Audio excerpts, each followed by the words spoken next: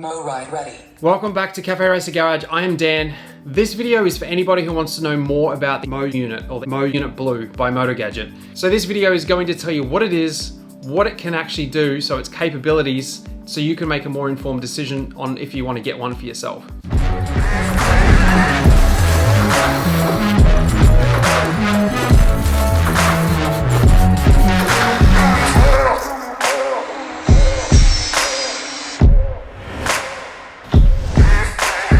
So this bike here has currently got the Mo.unitBlue installed, and all the wires are run just pretty much rough and ready.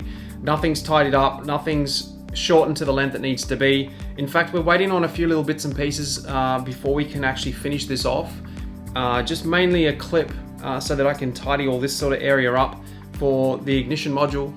So the Mo.unitBlue can be mounted in any position, upside down, on its side, no matter what.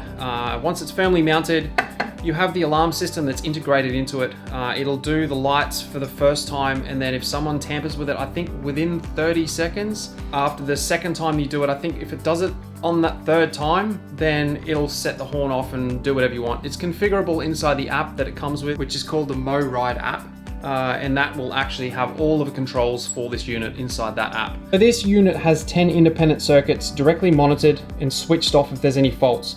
If there's a fault, once it's rectified, it'll automatically turn that circuit back on again. It basically is like an electronic fuse, and you don't have to worry about carrying fuses, which is really cool. So what does that mean exactly? Well, you know this fuse box that you have in your wiring harness at the moment, and it has all the little fuses that sit inside. These ones are wedge fuses, but obviously the inline fuses are also on some of the older motorcycles.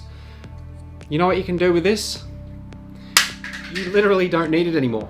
This unit has lights on every single circuit, so if there's an issue, it'll tell you where the issue is exactly. So if you have, let's say for instance, a wire rubbing and it's shorted out, all you have to do is look for the light if there's an issue and just trace that wire back and you'll find it. It's so awesome. So that won't just simplify things for you, it'll actually get rid of that big chunky fuse box you have on your wiring harness right now. So the unit also has an integrated digital flasher relay. Flasher relays are usually about this size. This is just one off eBay, just to show you the size of them. And it's on your loom, so it's another thing you can get rid of. You don't need that anymore because it's built into the unit.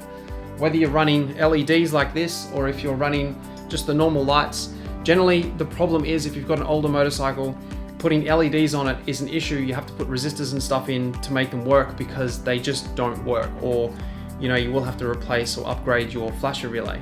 You don't have to do any of that. The unit does it all for you. So it also has an integrated hazard function, so you just hit both of them at the same time. That's the right and left indicators. As you'll see, they're both flashing as they should. I will mention these guys here are ridiculously bright.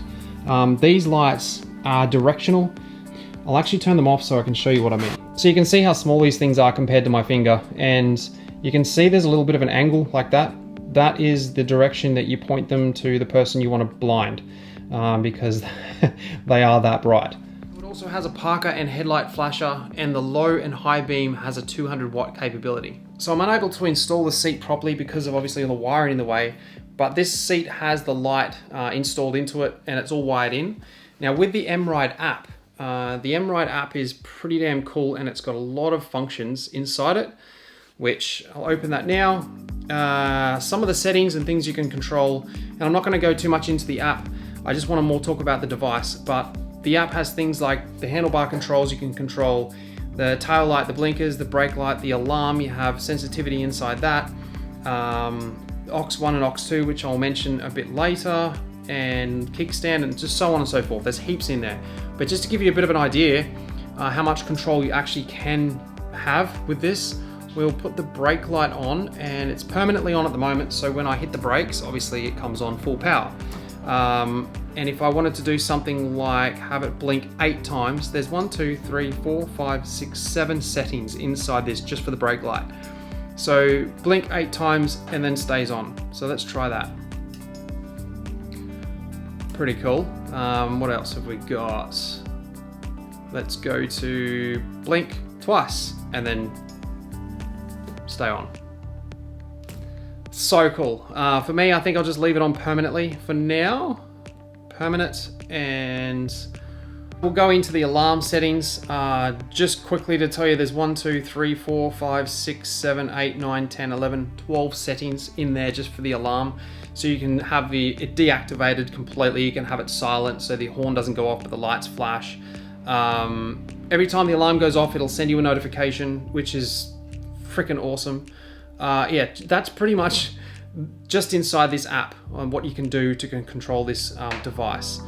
But speaking of the tail light, it also has an acceleration controllable emergency brake light. What that means is if you're going down a hill or it doesn't matter where you are, if you're engine braking, so you haven't hit your brakes but you're using your engine to slow you down, if someone's behind you and they don't see that because it's snowy or fog, or the sun's in their eyes, for instance, and they don't see that your tail light come on because you clearly didn't use the brake, what this system is set up to do, you can turn this on and off as well, is it'll pretty much put the brake light on for you. If it knows that it's got sensors inside it, somehow it works, and it will put that brake on so that the person behind knows that you're slowing down even if you don't hit the brakes. It also has an integrated starter relay for a solenoid of up to 30 amps. And one really cool thing that I think is awesome is sometimes you're going to end up with a flat battery. It just happens, but this device is designed so that it knows what the power consuming electronics on your bike are.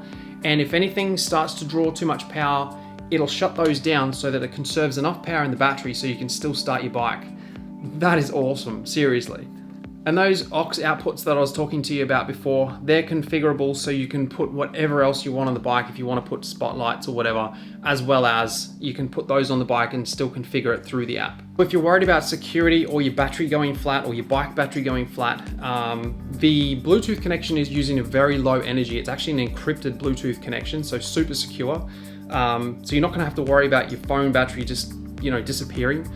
And the other really cool thing about it is that you can activate keyless go, which means you can determine how far away you want to be from your bike, which is also configurable in the app, to when you want the electrical system to turn on. So for instance, you walk up to the bike, everything switches on as though it's ready to be started, like you turn the ignition on the key, and then you just hit whatever button you've decided to start the bike, boom, bike starts and you're off. The second you get off the bike, you shut the bike down and you walk away from the bike, it locks and sets the alarm and everything. So you don't have to even think about it. No key, no nothing, just your phone in your pocket is all you need. So damn cool. Mo.ride ready. So the app will also tell you your voltage and temperature, and if you want it, it'll even send you a notification in your headset if that's something that you want to set up. So whenever you do something, say for instance, use my indicator right now, you'll see the light coming on and off. Just let me know that that circuit's working and doing its thing. And it also has the aux, which I did mention. They're not plugged in at the moment. Nothing's into them. Now those things are fully configurable. So if you wanted to run lights or something on your bike, then you can use those too as well for whatever other device you want to add to this. So one other thing that I do want to mention while we're on the topic of rewiring your bike is this little guy here. He's actually the Mo.button made by Motogadget. And just like Motogadget stuff, it is just absolute quality. All these little colored wires here are connected to your handlebars. So for instance, your starter, your horn, your left and right turn signals, everything goes through here. And this little green wire you can see on that side there on the left, that wire is the only wire that goes from your handlebars all the way down to the m.unit in the middle of your bike, or wherever you mount it. So it goes all the way down onto that tank and down into here. And what that does is it controls everything. If you had a solid set of handlebars, you wouldn't have any of these wires. These wires are just pretty much going from one side of the clip-ons to the other, and I'm just gonna have to tidy those up, and there's no big drum with that at all because there's hardly anything there. So I can just loom that up and trace it under something. You'll never see it. It's gonna be completely hidden. So that is so cool because you don't have all of those big heavy duty wires, because these are really thin gauge, so you don't have all of that wiring like you did on your stock unit to go all the way back down to your motorcycle in wherever it goes. I do want to mention you don't have to have these guys. If you want to just get the m.unit and just wire them into your existing original buttons or controls, that'll work as well. So I was hoping by the stage I got to doing these, I would have my controls ready to go. Myself and Tom from Another Cafe Racer Build channel are putting together some really unique, different looking controls that will be for sale soon. But you can't go wrong with Motogadget stuff. They are always good quality. So if you're looking at changing up your controls here, then definitely give these guys a look. So this entire housing is completely waterproof, as you'd imagine. These little rails, this white thing here, they're really good. They bite really hard. I think you can pretty much replace this whole white thing, unclip it, and it comes off, and you can get a new one if for whatever reason you did damage yours, which is really cool and it's good to know. No mechanical relays in this entire thing, so it's just a plus. So another really impressive product that the Motogadget do are these MoView mirrors. There is a massive process to making these things, and I'll leave a link to a video on showing you how they do it. It's absolutely incredible. How they get a mirror finish like this on something that's aluminium is beyond me. That is just, it's as if it's a mirror, but it's actually not.